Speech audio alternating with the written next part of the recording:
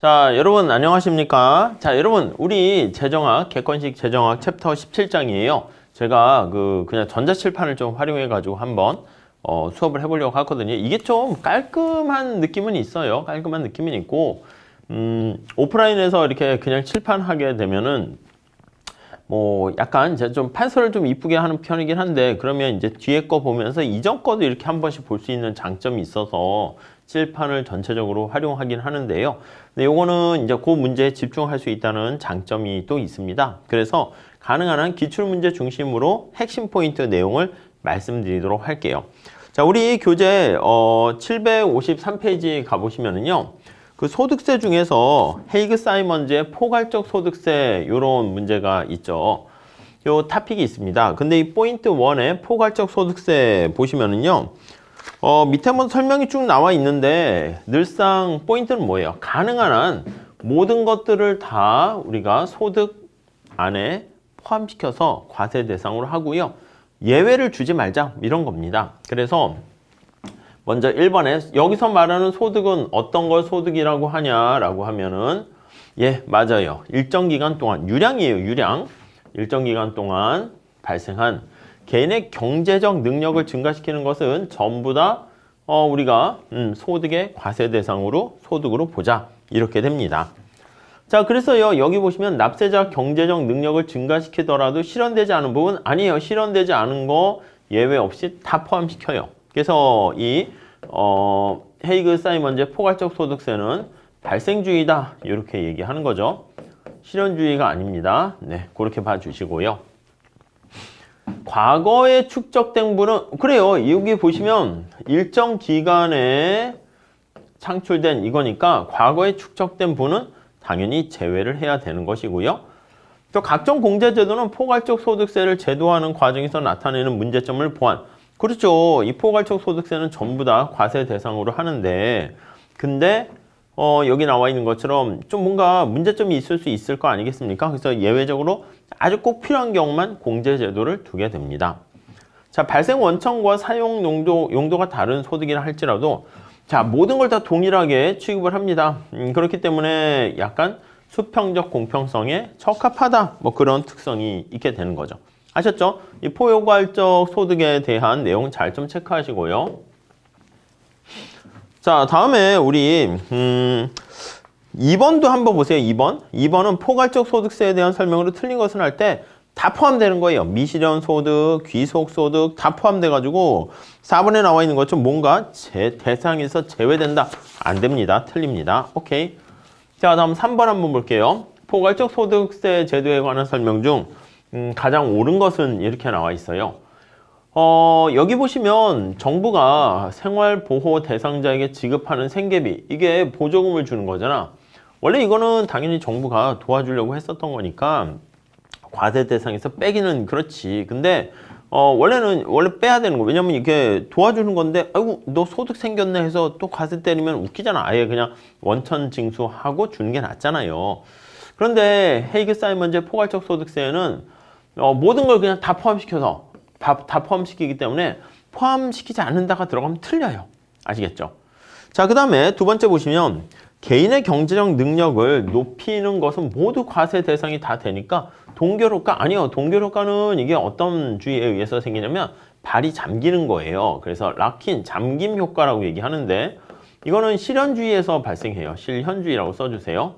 왜냐면 내가 어떤 행동을 실현시키면 세금을 내는 거야. 그러니까 이거는 실현을 뒤로 미루게 되는 거죠. 근데 헤이그 사이먼즈의 포괄적 소득세는요. 발생주의야. 발생하면 그냥 다 세금 때려. 이렇게 되는 거예요.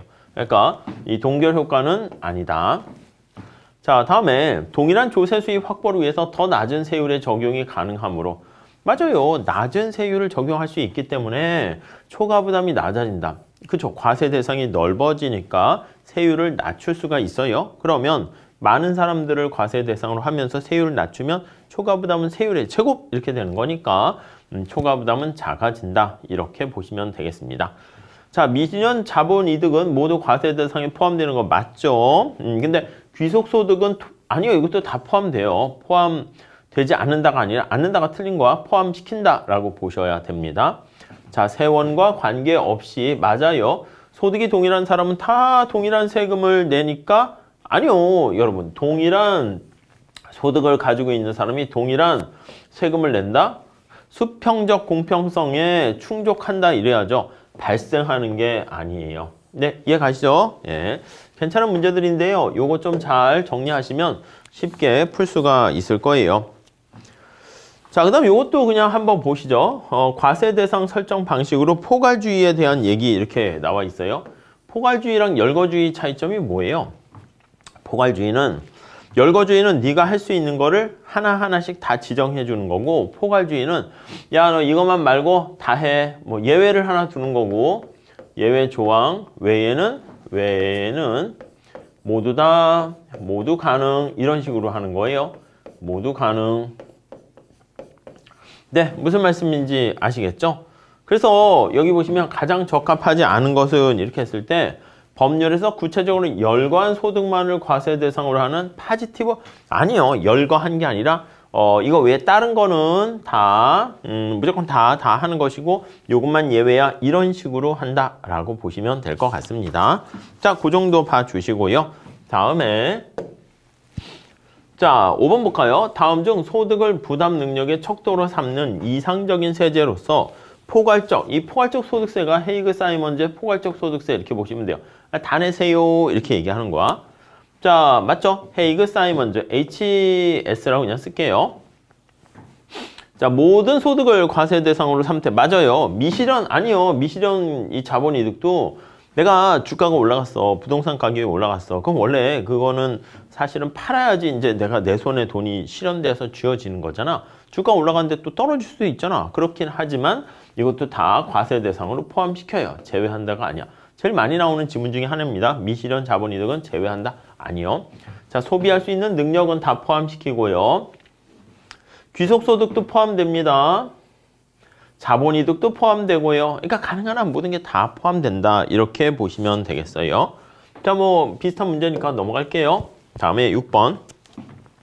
다음 중에서 헤이그 사이먼즈의 소득 정의와 가장 거리가 먼 것은 이렇게 할 때 헤이그 사이먼즈는요. 여기 보시면 자가 소유 주택 이거 뭐라고요? 귀속이라고 썼어요. 귀속 소득이야. 매각 시점 아니라니까. 매각 시점이 뭐예요? 이게 실현주의인데 실현 시점 이렇게 되는 건데 실현주의가 아니고 자, 뭐다? 발생주의다라고 생각하시면 돼요.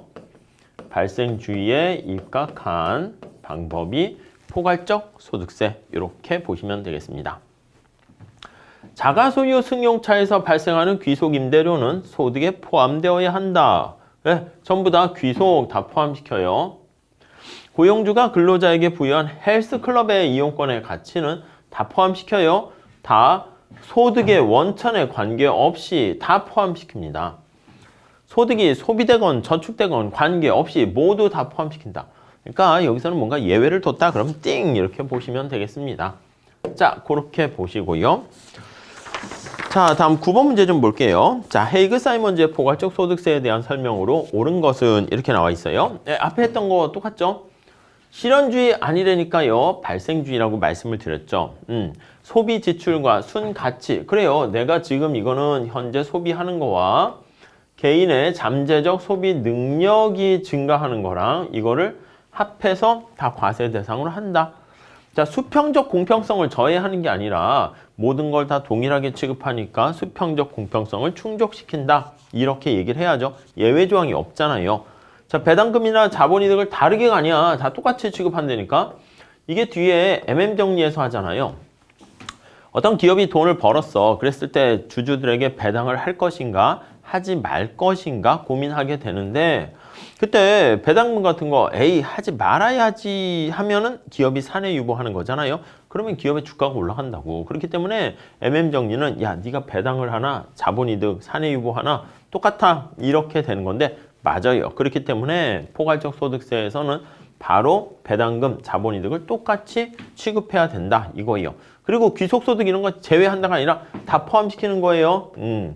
약간 어떻게 보면 능력의 원칙에 충실한 방법이다. 이렇게 얘기를 해야 되겠죠. 자, 그렇게 해서 9번 좀 잘 체크 정리하시면 될 것 같습니다. 자, 다음에 10번 한번 볼게요. 헤이그 사이먼즈의 포괄적 소득과 이에 대한 포괄적 소득세 내용으로 거리가 먼 것은 이렇게 나와 있는데 역시 언제나 포인트는 뭐냐면 예외 조항을 두려고 한다. 그러면 안 된다라고 말씀드렸어요. 발생된 자본이득은 매매를 통해서 실현되지 않아도 맞아요. 실현되지 않아도 발생돼도 다 발생주의에 입각한다고 그랬죠. 자, 모든 소득은 소비되거나 저축되거나 관계없이 맞아요. 동일하게 다 똑같이 수평적 공평성에 부합하는 것이고요. 주택 등 내구재의 구입 비용은 경제적 감가상각률에 따라서 꼭 이제 필요한 비용 같은 것은 약간 고려를 하게 되는 건데요. 여기 나와 있는 것처럼 귀속 임대료 같은 거 있잖아요. 자가주택 귀속된 거. 이것도 다 포함이라니까 포함되지 않는다 하면 안 돼요. 꼭 필요한 인적 공제라든가 그런 건 해주긴 하지만 그런 거 외에는요. 전부 다 포함된다. 이렇게 보시면 돼요. 자, 다시 요거 일정 기간이라는 말 잘 보세요. 유량이에요. 유량. 일정 기간 유량.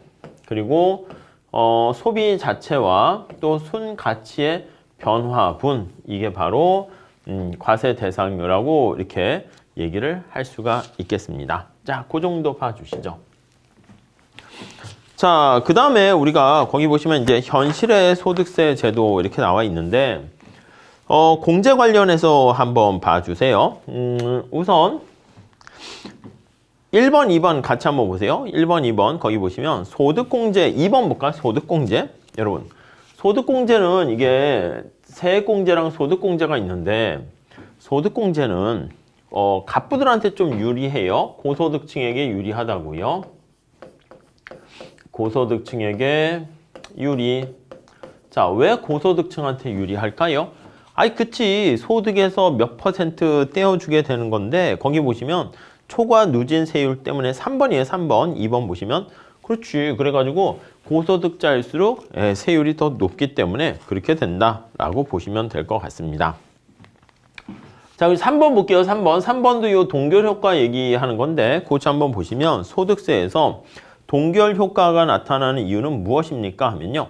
동결이 뭐냐면 실현주의 원칙에 따라 있을 때 그거라니까 내가 소득을 증가시키는 발생주의 효과가 발생하게 되면은 일어나게 되면 그러면 동결 효과가 안 생기는데 이 동결 효과는 실현주의를 기반으로 할 때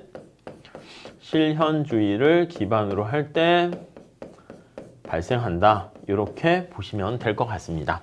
자, 그래서 거기 보시면 그 3번 문제 좀 보세요. 실현주의에 따라 과세하기 때문이다. 이렇게 돼 있고요.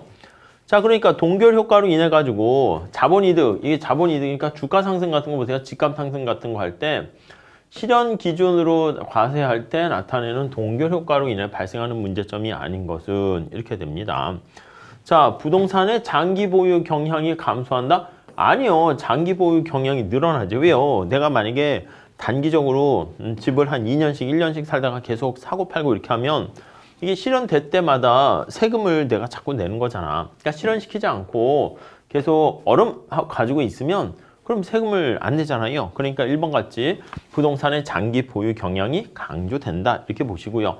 아니, 필요로 하는 사람이 있는데 내가 집 같은 거 더 필요로 하는 사람이 있는데 내가 그 사람한테 이렇게 전달을 해줬어요. 그런데 전달해줬는데 그 사람이 내가 자꾸 이렇게 전달해주는 과정에서 세금을 자꾸 때리게 되면은 그냥 여기 나와 있는 것처럼 자본재에 대한 생산성, 더 필요한 사람한테 그 자본재가 가지 못하는 문제가 발생하잖아요.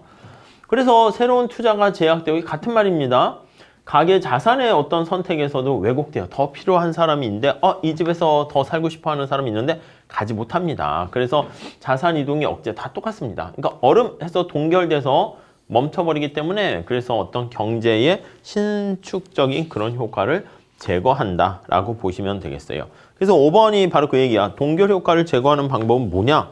발생주의에 과세하면 된다. 네, 그렇게 보시면 되겠습니다. 자, 그 정도 봐주시고요. 다음 7번 한번 볼게요. 다음에 소득세의 각종 공제제도 및 면세점에 대한 설명 중 가장 적절하지 않은 것은 이렇게 나와 있어요. 1번, 자, 소득공제 같은 경우는 어떻게 된다고 그랬죠? 내가 얼마의 소득이 있어요. 여기서 소득공제를 얼마 한다고요. 소득공제를 얼마 해줘요. 그 다음 이제 세금은 여기에 곱하기 세율이 얼마 이렇게 곱해지는 거죠. 자, 그러니까 우리가 봤을 때 자, 여기요. 요걸 쪼개면 소득에서 요거 세율을 이렇게 하니까 소득공제 금액이 만약에 똑같아. 갑부와 가난한 사람이 똑같아. 그러면 세율이 높은 사람이 공제 금액, 절대 금액이 커지는 거 아니겠습니까? 이거를 약간 배분해서 쓰게 되면은. 그러니까 한계 세율이 높은 사람일수록 유리한데 누가 한계 세율이 높은 사람이냐? 고소득층이다 라고 보시면 되겠습니다. 그러니까 우리가 이렇게 소득공제의 단점은 뭐냐면 고소득층이 맞습니다. 훨씬 더 혜택을 많이 본다. 이렇게 보시면 되겠고요. 자, 그래서 소득공제 같은 경우는 비근로소득에 비해서 근로소득 같은 경우는 그러니까 비근로소득은 이게 세금을 쪽쪽쪽 해가지고 애매하니까 다 빠지는 경우가 많다고요. 근로소득은 어때요? 이게 직장 다니는 사람이 불쌍하잖아요. 세금을 따박따박 다 걸려서 낸다고요. 그러니까 상대적으로 불리해지는 것을 완화하는 정책이기도 하다. 그거 그대로 봐주시고. 자, 표현은요. 근로소득에 대해서 세액공제를 없애면 세액공제는 이제 누가 이득이냐라고 하면 소득공제와는 달리 소득세 얼마 낸다면 세액공제는 나중에 세금 자체를 이렇게 깎아주는 거잖아요. 그러니까 저소득층이 이제 유리하게 되는 거예요. 그래서 세액공제는 저소득층이 유리 이렇게 되는데 세액공제를 없애버렸대. 그럼 어떻게 돼? 저소득층이 불리한 거 아니겠습니까? 지금 그 얘기를 3번에서 하고 있는 겁니다. 4번. 비용공제는 이거요. 수직적 공평성이 아니라 잘 사는 사람과 가난한 사람을 도와주는 게 아니라 이거요. 아니 근로소득과 비근로소득을 우리가 차별 대우하는 그런 문제가 발생할 수 있는데 요거 차별 대우를 하지 않기 위한 수평적 공평성을 해결하기 위해서 제고하기 위해서 도입된 제도이다 라고 보시면 될 것 같습니다. 네, 그래서 근로소득자의 면세점은 사업소득자의 면세점보다 높다고 볼 수 있다. 이런 게 왜 이러냐라고 하면 여기요. 근로소득에 상대적으로 불리하게 되는 것을 막기 위해서다. 이렇게 보시면 되겠어요. 자, 다음 문제. 자, 9번 볼게요. 소득분배 측면에서 소득공제와 세액공제의 효과에 대한 다음 설명 중 옳은 것은 이렇게 보시면 자, 소득공제는 계속 말씀드리는데 갑부와 가난한 사람과 누가 더 이득이라고요? 고소득자가 유리해요. 고소득층이 유리하고요. 세율이 높으니까. 세액공제는 그냥 절대 금액을 깎아주는 거야. 갑부들한테 100만 원 주는 거랑 가난한 사람한테 100만 원 주는 거랑은 완전히 혜택의 크기가 느낌이 다르죠. 자, 이게 왜 발생됩니까 하면 결국은 공제 대상에 거기 보시면은요. 성격 때문에 소득공제가 여기 보시면 역진적이다 이렇게 돼야 되는 거죠. 여기 보시면 누진세 때문에 그런 거죠. 누진세 때문에. 요거. 고소득자가 왜 유리합니까 하면 고소득자는 왜냐하면 세율이 높아서 이렇게 보셔야 된다고요. 세율이 높아서. 세율이 높기 때문에 그래서 소득공제는 역진적이다 이렇게 하죠. 누진적이 아니라. 그러니까 고소득층이 유리하다라는 게 역진적이다 이거예요. 그래서 답은 그냥 3번으로 이렇게 마킹하시면 되겠어요. 네, 그냥 그 정도로 하시죠. 뭐 딴 거는 뭐 그렇습니다. 다음에 자 10번 볼게요. 소득세에 관한 설명으로 옳지 않은 것은 이렇게 있습니다. 누진적인 소득세는 이거 맞아요. 누진 소득세 이거랑 실업보험과 사회보장제도 같은 게 자동 안정화 장치라는 효과가 있다고 했죠. 오토매틱이라고 제가 말씀드렸어요. 오토매틱 어떤 효과가 있다. 이렇게 보시면 될 것 같고요. 자, 누진 소득세율의 경우에는 누진적인 소득세요. 누진세예요. 한계 세율은 평균 세율보다 항상 크다. 이게 무슨 말이야? 그렇지. 누진세는 평균 세율이 올라가는 거 아니겠습니까? 소득 대비 T가 평균 세율인데 이게 평균 세율이 올라가요. 상승합니다. 상승해요. 상승. 여러분, 평균 세율이 올라간다라는 얘기는 한계 세율이 평균 세율보다 위에 있기 때문에 올라간다. 이렇게 볼 수 있죠. 항상 크다. 맞아요. 그래야 평균 세율이 올라갑니다. 자, 한계 세율은 세액공제에 의해서 영향을 받는다? 아니요. 세액공제에 의해서는 세액공제는 세율과 관련이 없어요. 그러니까 소득공제가 한계 세율에 영향을 받기 때문에 한계 세율이 높은 고소득자가 유리하다. 이렇게 되는 것이죠. 자, 선형 누진세에서 한계 세율. 여러분, 여기서 보면 선형이라는 게 왜 선형이라고 그랬죠? 그래요. 한계세율이 일정이기 때문에 우리가 직선이다 이렇게 보셔야 된다고 말씀드렸습니다. 아이고 잘못됐네. 한계세율이 일정 이렇게 되어 있고요. 그 다음에 누진세 이건 뭐로 한다고 그랬죠? 맞아요. 평균세율이 증가 이렇게 되는 거 알 수가 있습니다. 네, 이렇게 봐주시죠.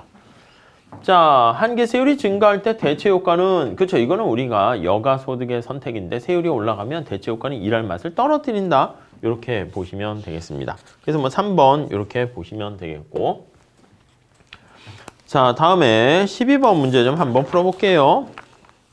소득에 관한 설명으로 옳지 않은 것은 자, 소득은 노동시장에서 여가와 노동에 대한 선택의 결과를 반영할 수 있기 때문에 그래요. 특히 소득 중에서 근로소득 같은 경우 있잖아. 누가 근로소득 연봉이 높아. 근데 알고 봤더니 어떤 사람은 15시간씩 일을 하는 거고 어떤 사람은 5시간씩 일을 하는 거야. 여가를 더 선호하는 사람은 대신 여가의 즐거움을 누리는 대신에 돈을 많이 벌진 못하겠죠. 자, 그래서 그 선택의 결과를 반영할 수 있게 되니까 그래서 동일한 예산 집합을 가지는 사람 중에서 경제적 능력을 달리 취급할 수 있어요. 그러니까 예산선이 여기 보시면 우리 기본 강의 때 이렇게 했는데 여가가 있고요. 여기 소득이 있다라고 할게요. 그러면 이렇게 예산 집합이 있어. 여기 비근로소득도 있으니까 이렇게 된다 합시다. 어떤 사람은 여기 나와 있는 것처럼 여기를 선택합니다. 그러니까 여가가 조금이지 여가가 조금인 대신에 소득이 되게 높아요. 어떤 사람은 여기를 선택합니다.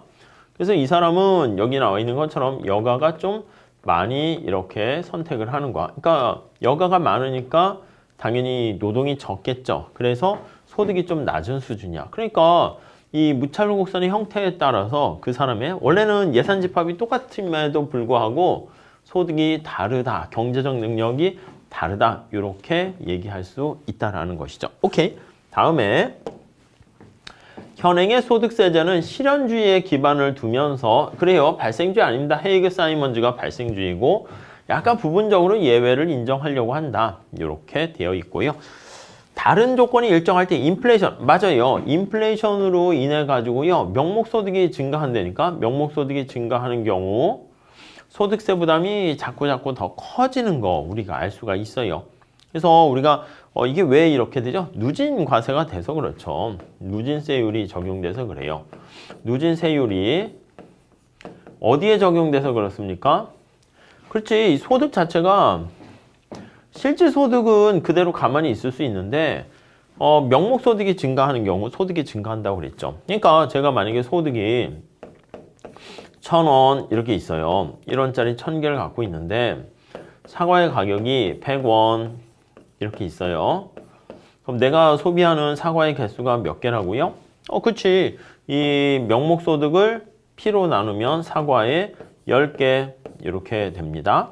자, 이런 상황에서 인플레이션이 발생해서 물가가 200원으로 올랐습니다. 그러면 내가 가만히 있을 게 아니라 실제 소득이 떨어지잖아. 사과의 개수가 5개로 떨어지잖아. 그래서 이렇게 2,000원 이렇게 올려달라고 한다고요. 그러면 사과의 개수는 내가 10개를 그냥 사긴 하지만 근데 과세는 어디다가 과세 때린다고? 여기에다가 이제 세율을 때린다고요. 세금을 때린다고요. 세금을 여기다 때리게 되면 어떤 일이 발생합니까? 그렇지. 여기다 때리게 되면은 명목소득이 올라갔다 생각해서 누진세니까 세금을 더 내요. 이게 바로 다른 조건이 일정할 때 인플레이션이 발생하면 소득세 부담이 증가한다. 이렇게 보시면 되겠고요. 다음에 자, 대부분 나라에서 요소소득은 과세 대상으로 그쵸? 우리가 요소소득이라는 게 생산 요소야. 그래서 노동, 자본 이런 것들 얘기하는 거예요. 다 과세 대상으로 삼고 있지만 이전 소득은 뭐예요? 트랜스퍼. 아무런 대가 없이 정부가 저소득층 계층에게 보조금을 지급하는 거예요. 요거는 그냥 사실은 실질적인 경제적 능력을 증가시키는 거지만 요거는 과세 대상에서 빼게 되는 거죠. 왜냐하면 정부가 보조금을 줬어. 야, 너 소득 생겼네 해서 거기다 또 세금 때리면 웃기잖아요. 네, 무슨 말씀인지 아시겠죠? 자, 귀속소득에 대해서는요. 임퓨테이션 이렇게 나와 있습니다. 그래서 요거는 과세가 대부분 나라에서 이루어지지 않고 있죠. 그래서 이제 헤이그 사이먼즈의 포괄적 소득세에서는 야, 과세 대상에 포함시켜라 하는데 보통은 그렇지 못한 상황이다. 이렇게 보시면 되겠습니다. 자, 그 다음에 13번 볼게요. A국의 소득 계층별 그리고 소득 형태별로 정리한 표에 대한 해석으로 옳지 않은 것은 이렇게 나와 있습니다. 자, 우선 거기 보시면은 여기 한번 보세요. 상위 1%부터 10%의 총소득 그리고 여기 중위 계층인데 이건 11%부터 60, 여기는 하위 40% 이렇게 돼 있어요. 총소득을 차지하는 거 보니까 상위층이 역시 좀 많이 있네요. 많이 있는데 상위층 고소득자는 가만히 보니까 근로소득보다는 뭐 자산소득 이런 게 퍼센티지가 좀 커요. 기타 소득도 좀 큰 편이고 하위 계층에 있는 사람은 아예 자산소득과 기타 소득이 없어요. 그래서 그냥 소득 수준도 차지하는 퍼센티지가 낮지만 근로소득이 대부분이고요. 중위소득도 약간 노동소득이 좀 대부분이다. 이렇게 되어 있네요. 네, 그렇죠? 자, 이렇게 되어 있을 때 거기 보시면 1번 볼게요. 자, 헤이그 사이먼즈의 여기 봤을 때 전체 소득 비중 비율을 한번 볼까요? 자, 총소득 여기 100%가 이렇게 돼 있는데 자료를 살짝 이제 먼저 보고 아니면 문제를 봐도 되는데 먼저 살짝 이렇게 스캔을 해 보시고 들어가셔야 돼요. 자, 노동소득이 여기 퍼센티지가 거의 많고요. 기타 소득이 조금 이렇게 있고요. 자산소득은 거의 비중이 작은 거 알 수가 있습니다. 예, 그렇죠.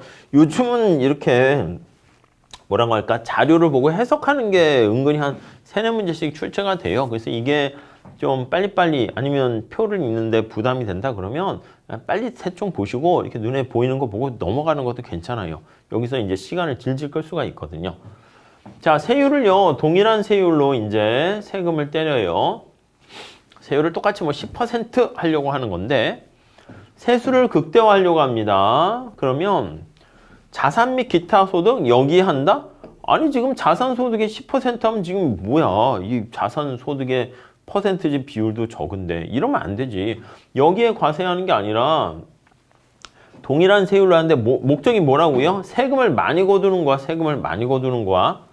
그러니까 목적이 뭐 소득 재분배를 목표로 하는 이런 게 아니에요. 세금을 많이 거두는 방법은 여기요. 노동소득에 과세를 하는 게 효과적이다. 이 얘기죠. 이해가시죠? 예. 뭐 그냥 끝이에요. 끝. 2번 자산소득을 갖고 있는 사람들은 대부분 상위소득자다. 그렇잖아. 자산소득을 가지고 있는 사람들은 상위소득자가 대부분이다. 그러네요. 자, 3번. 국가 전체적으로 보면 노동소득에서 발생하는 금액이 제일 크다. 오케이. 그러니까 이것도 문제 풀 때 이렇게 판단하는 문제 있잖아. 1번 같은 건 뒤로 빼고요. 눈에 보이는 거 읽어주는 것들을 먼저 체크하는 것도 괜찮습니다. 그러다 보니까 국가 전체적으로 노동 소득이 차지하는 비중이 크군. 이런 것도 알 수가 있고요. 자, 효과적인 소득 재분배를 위해서는 당연히 상류 계층이 많이 갖고 있는 상위 계층이 많이 갖고 있는 게 자산소득 아니겠습니까? 그래서 이 금융소득이나 자산소득, 부동산 여기에 중과세를 할 필요가 있다. 맞는 얘기죠. 다음 5번. 조세 효율성 측면에서 판단하자면 동일한 조세 수입 가정하에서 모든 세율의 그렇죠. 효율성 측면에서 하게 되면은 사람들이 물론 이제 여기 보시면 상위 계층에게 자산소득에 중과세 하게 되면 이 사람들이 기타 소득으로 막 옮기고 뭐 등등 이렇게 바꿀 수가 있잖아요. 그렇기 때문에 어떤 선택의 왜곡이 발생해요. 그래서 효율성 측면에서는 언제나 우리 경제학적 마인드가 단일 세율을 적용하는 게 좀 더 바람직하다. 이렇게 보시면 되겠습니다.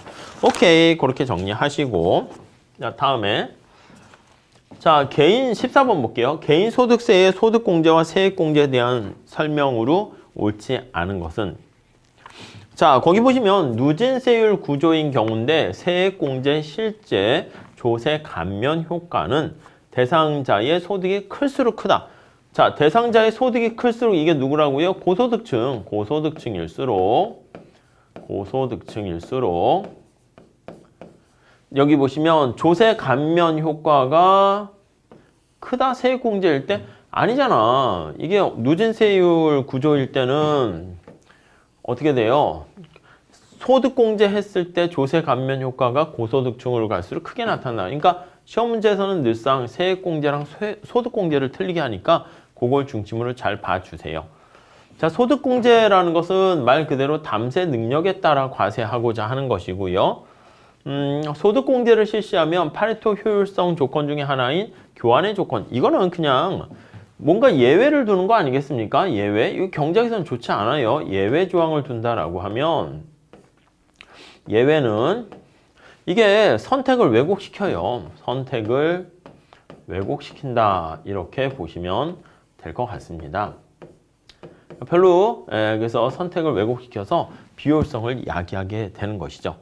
자, 개인들의 수요에 대한 가격 탄력성이 다 다른 상황에서 특정 행위의 장려, 이 인센티브를 주는 거잖아요. 뭔가 촉진하는 거잖아요. 장려가 조세 감면의 어떤 목표라고 하면은 소득공제보다는 세액공제가 효과적일 수도 있다. 뭐뭐일 수도 있다. 이렇게 하는 것들은 거의 맞게 되는 것이죠. 자, 우리나라 세액공제 사례로 뭐 이렇게 있다. 뭐 그냥 넘어가시면 될 것 같습니다. 아셨죠? 경제학 마인드에 초점 맞춰서 봐주시면 될 것 같고요. 자, 다음에 자, 15번 소득세제에 대한 설명으로 옳지 않은 것은 이렇게 나와 있어요. 자, 선형 누진세의 경우에는 이게 선형이잖아. 선형이니까 어떻게 돼요? 한계세율이 소득과 관계없이 일정하다. 이게 선형이죠. 누진세라는 건 뭐예요? 맞아. 누진세다라고 하면 평균세율이 증가한다. 그 뜻이고요. 세액공제는요. 이거는 세액공제는 소득과 상관없어요. 한계세율 인상한다? 아니요. 한계세율이 일정하게 된다라고 보시면 되겠습니다. 자, 소득공제는요. 자, 우리 계속 한 것처럼 고소득층한테 유리하다. 맞죠? 소득공제는 어떤 재화의 상대 가격의 변화를 초래할 수 있어요. 이 세율이 다 달라지니까 그런 일이 발생하게 되고요. 자, 소득 획득에 소요되는 비용을 공제해 줘야죠. 그치. 그래야지 수평적 공평성이 증진될 수 있다.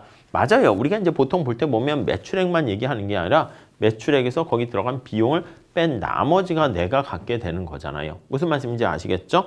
그래서 소득 획득에 소요되는 비용을 공제하면 거기 보시면 수평적 공평성이 증진될 수 있다. 자, 이렇게 보시면 되겠습니다. 자, 이렇게 하시고요. 우리 그 다음 시간에 요 현실의 소득세에 대해서 했는데요. 다음 시간에 그 포인트 3에 해당하는 세율 구조와 과세 단위 이렇게 한번 같이 살펴보도록 하겠습니다. 소득세가 그래도 분량이 좀 많아요. 많다라기보다는 시험 문제가 많이 나왔다. 이렇게 보시면 더 적합할 것 같습니다. 자, 다음 시간에 이어서 같이 또 공부하도록 하겠습니다. 감사합니다.